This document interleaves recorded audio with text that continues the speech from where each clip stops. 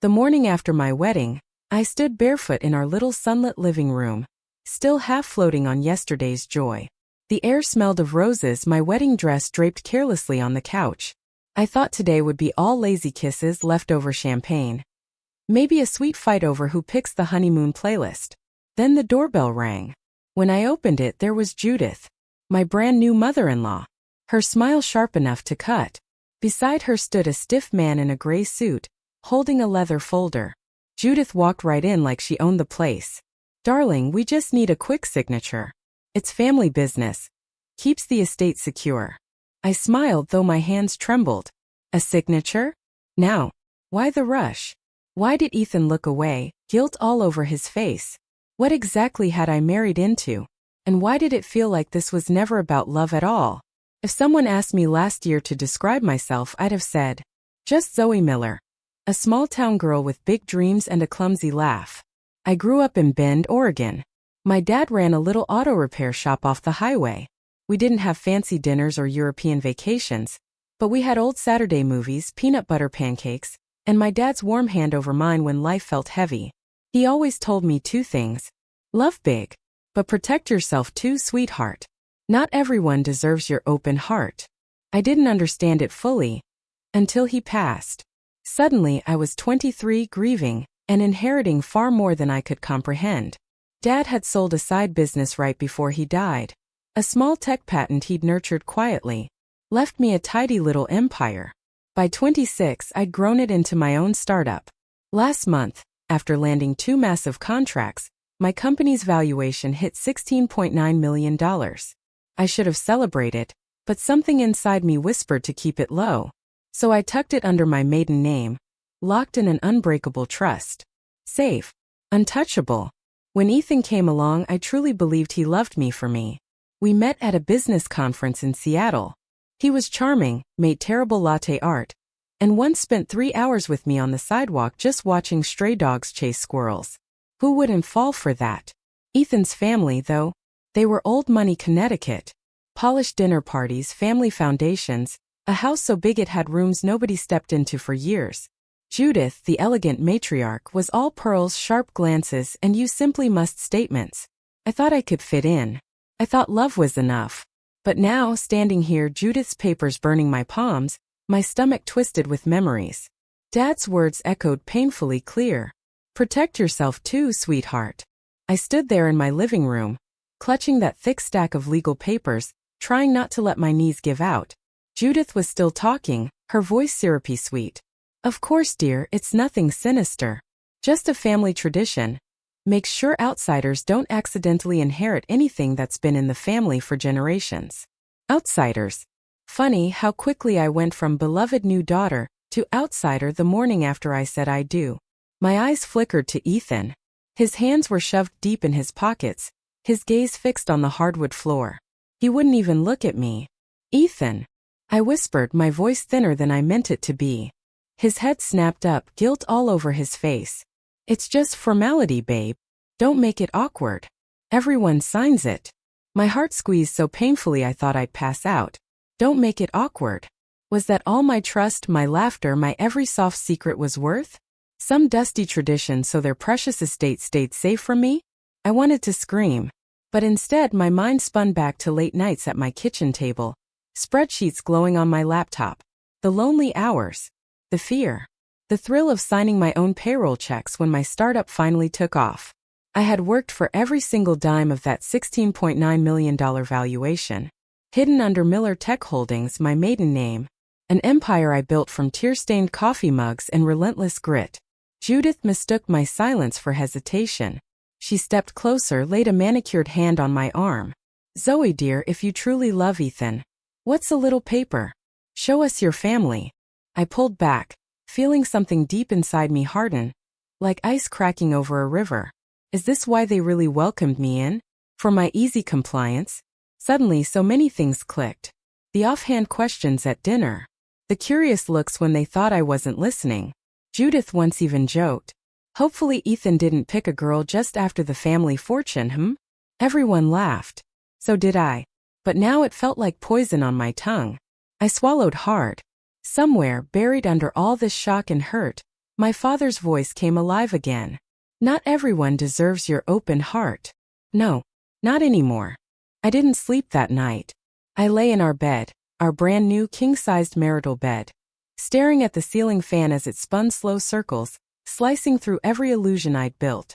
Ethan's back was to me. His soft breathing, steady and careless, felt like 1,000 tiny betrayals.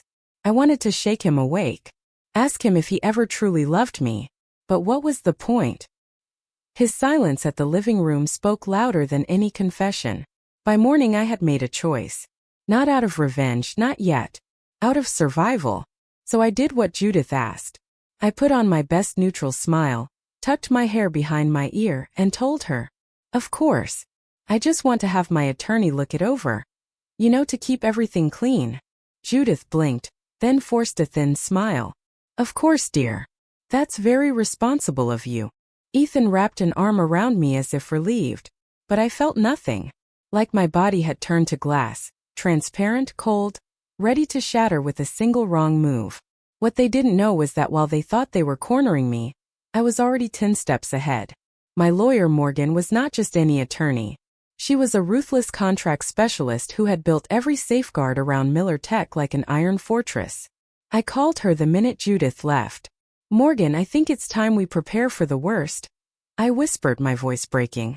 She was silent for a long moment. Then, "Zoe, you're protected. They can't touch a cent of it. Let them try." I hung up, my chest tight. Not from fear anymore, but from a new simmering resolve. They thought I was some naive girl who married up. What they didn't know. I came with a kingdom of my own, hidden neatly under my maiden name. 2 days later I invited them all over for dinner. Judith, Ethan, his father, even Ethan's snide sister Claire. I told them it was to celebrate our new life together. Judith arrived first, draped in pearls, her smile smug. She leaned close, whispered, "I knew you'd come around, darling. Smart girls always do." My stomach nodded. But I just nodded, poured her a glass of Chardonnay, and moved on. Dinner was painfully polite. Ethan kept trying to touch my hand under the table. Claire made sly jokes about marrying for security, watching me from under her mascara-heavy lashes. Every moment felt like a test of how much I could swallow. Then, I stood, cleared my throat, and laid a slim folder on the table. Everyone fell silent. I began, voice soft, almost trembling. "If we're talking about protecting family assets, maybe you'd like to see mine too." Judith frowned. Ethan stiffened. Claire leaned forward, hungry. I opened the folder, copies of Miller Tech's latest valuation reports, my trust documents, my independent prenup papers. Proof that I was the one who brought a fortress of wealth into this marriage. Ethan's father's face went slack. Claire's mouth dropped open. Judith's eyes darted wildly over the numbers, her skin blanching. This is yours," she stammered. "All of it. Under my maiden name. Fully protected. Ironclad." And I didn't ask Ethan to sign a single thing. Silence stretched across the table like a blade. I gave them a small, sad smile. "I came here for love. Not money. Can the rest of you say the same?" Judith opened her mouth, then closed it again. Ethan's hand slipped from mine, landing limp in his lap. I stood there, breathing shakily, finally seeing them all for exactly who they were. That night felt like standing in the eye of a hurricane. Everything was strangely quiet, too quiet.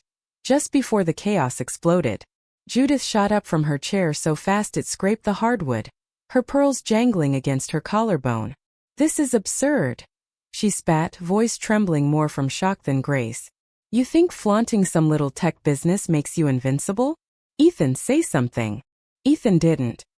He was staring at the papers, eyes wide and distant, like he just realized he'd been living with a stranger. I looked at him, tried to read anything on his face. Love, guilt, remorse. But there was nothing there. Just panic. Raw, ugly panic.